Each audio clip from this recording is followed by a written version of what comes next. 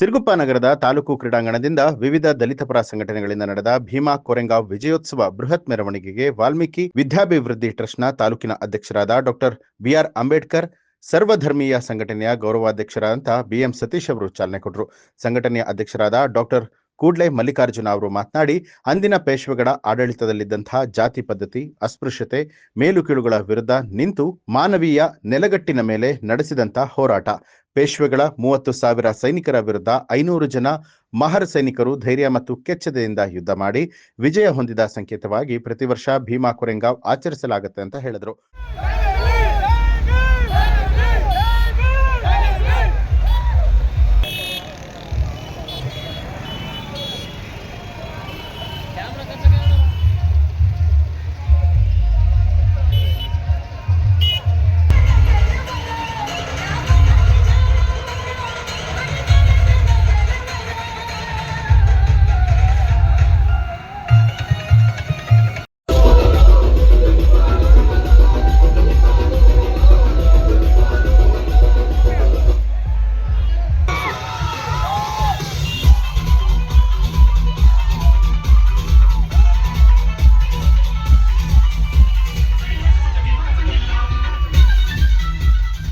Doctor B R Ambedkar ಸಂಘದ ತಾಲೂಕಾಧ್ಯಕ್ಷರಾದಂತಹ ಚಿಕ್ಕಬಳ್ಳಾಪುರ ನಾಗಪ್ಪ ಅವರು ಮಾತನಾಡಿ, ಪೇಶ್ವೆಗಳ ವಿರುದ್ಧ ಹೋರಾಡಿ ವಿಜಯ ಸಾಧಿಸಿದ 500 ಸೈನಿಕರ ಪೈಕಿ 22 ಸೈನಿಕರು ಮರಣ ಹೊಂದುತ್ತಾರೆ.